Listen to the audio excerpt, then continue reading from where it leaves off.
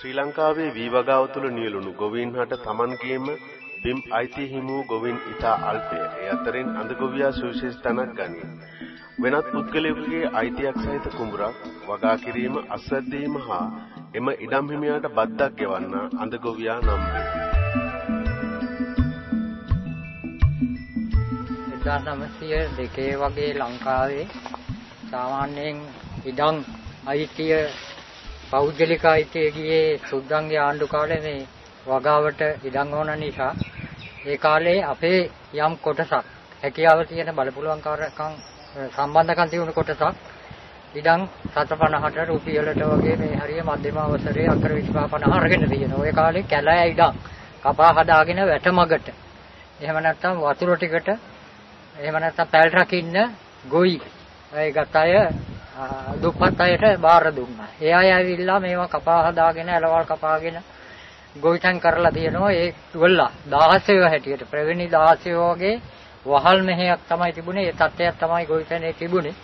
ගිහිල්ලා යම් විදියක අඳගොවියා නැත්නම් අඳගොවියාගේ නියෝජිතයා ගම්බාරයට විරුද්ධ වුණා නම් එදා ඉඳලා ඒ ගොවිතැනේ යට නැහැ. මේ වගේ තත්ත්වයක් තියෙද්දි තමයි 56 1956 බණ්ඩාරනායක ශ්‍රීමතානන් එදා සමාජ විප්ලවයක් කරලා ඒ තුල 1958 තමයි මේ ගොවියාගේ තත්ත්වය වෙනස් වෙන අංක 1 දරන කුඹුරු පනත ලංකාවට හඳුන්වලා දුන්නේ පිළිත් ගුණවර්ධන ඇමතිතුමා ගොවිජන සංවර්ධන ඇමති හැටියට.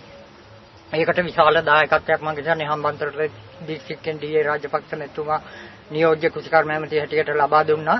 එදා ඉඳලා එදා වහල් මෙහෙන් හිටි අඳගොවියට තමන්ගේ කුඹුර ස්ථිර වුණා. ආත්ම ගෞරවයක් ඇතුළු ගොවිතැන් කරන්න පුළුවන්කම ලැබුණා. ඒ වගේම සාදීනව ගොවිතැන් කරගෙන ගියා විතරක් නෙවෙයි ඒකේ විශාල වාසියක්වත් වුණා. අත්සන්නේ ශීඝ්‍ර වැඩිවීමක් එදා ඉඳලා ඇති වුණා. මේ தත්ත්වය නිරන්තරයෙන්ම පවතින ආණ්ඩුවට බලපෑම් ආව. ඇවිල්ලා ඉවරලා වරින් වර ඒ 58 ගෙන අප පනතේ තිබුණු අයිතිවාසිකම් වගන්ති ගොවීන්ගේ පැත්තෙන් තිබුණු සුබදායක පැති කපා හැරියා. 1967 මට මතකයි, ආයි 72, ආයි 78 වෙනකොට මේ පනතේ ගොවියට තිබුණු වාසිදායක තත්ත්වයන් ගොඩාක්ම කපා හැරියා. ඒ කපා හැරලා කොහොම හරි 2000 වෙනකොට ජාත්‍යන්තර මතයක් ආවා. ලෝකයේ කිසිම රටක එක ඉඩමකට අයිතිකාරයෝ දෙන්නෙක් නැහැ. ඒක නිසා ලංකාවේ මේ අඳගොවි පනත වැඩක් නැහැ. අනිත් පැත්තෙන් කුඹුරු වගාව, වී වගාව ආර්ථික වාසියක් ඇති දෙයක් නෙවෙයි. කුඹුරු ගොඩ කරලා හෝටල් ගහන්න ඕන, ඒවා තමයි වාසි කියලා. තවමතයක් ආව ගොවිතැන් සේවා දෙපාර්තමේන්තුව තුල අඳගොවි ඉඩම් හිමි ආරවුල් විශාල වශයෙන් ගොඩ නැගිලා තියෙනවා. මේවට විසඳුමක් වශයෙන් මේ එක පාර්ශ්වයකට මේ මිටන් යන්න ඕන කියලා. මේ 2000 අංක 46 දරන මේ පනත නිසා මිනිමරුව, මරවරය, ගොවීන්ගේ දරුවන්ගේ ජීවිත තර්ජනයට ලක් වුණා. මේක නිරන්තරයෙන් පවතින රජයන් හා වලට අපි ගොවි හැටියට ඉල්ලීම් කරා. අනිත් පැත්තෙන් ගත්තම ඉඩම් හිමියෙකුට ප්‍රවේණි බද්ද ලබා දීමේදී අනිවාර්යයෙන්ම රිසිට් එකක්. ඒ ප්‍රවේණි බද්ද සඳහා කන්නේ යහ කුඹුරේ නම සඳහන් කරලා රිසිට් එකක් නිකුත් කරලා ඒ රිසිට් දෙකක් දුන්නා නම් අද ගොවිතැන් අයිති පිළිබඳ අධිකරණයේ පිළිගන්න ලියවිල්ලක් වුණා ඒක. නමුත් මේ 2050 තුල ඒ ලියවිල්ලත් අහෝසි වෙන තත්ත්වයට වැටිලා තියෙනවා.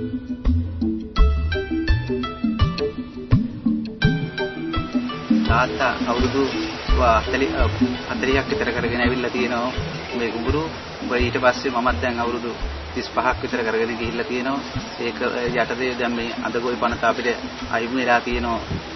මේ රජයේ පවතින යටතේ මේ ඒකට විසඳුමක් සඳහා අපේ ඉඩම්කාරයෝ ඒවට කැමති. ඉඩම්කාරයෝ කැමති අපිට දෙන්න.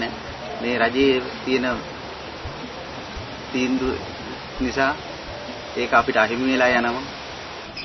මගේ සීයම ඊට 1954 ඉඳලා සීයම ගියාට පස්සේ ඉඳලා මම තමයි මේ ඊඩමේ මේ වෘත්තිය විඳින්නේ.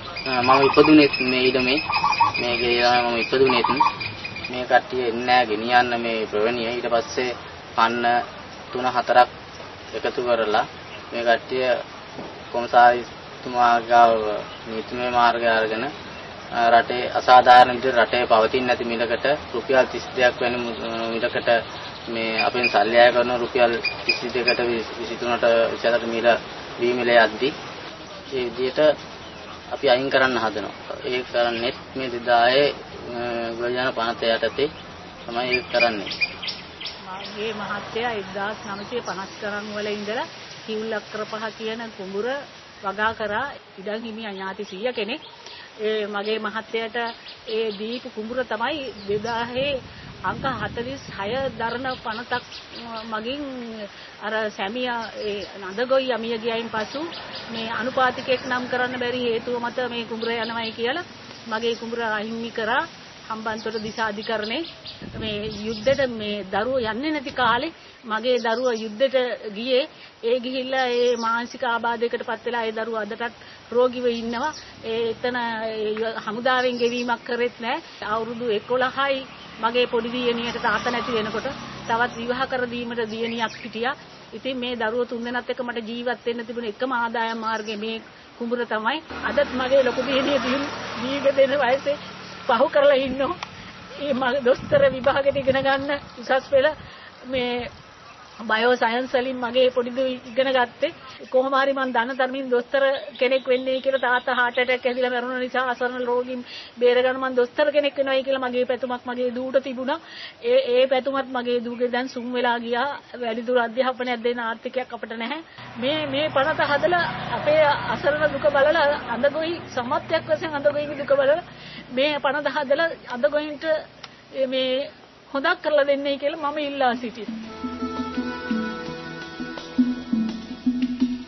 කිසිදා සුව නොවන ගන්නාගේ තුවාලය හා සමානව අඳගොවි ගැටලුව निराකරණය කිරීමට බලයට පත්වන කිසිදු රජයක් ස්ථීරසාර විසඳුමක් ලබා නොදෙන්නේ Tamanගේ ඡන්ද පදනම බිඳ වැටෙන නිසාද?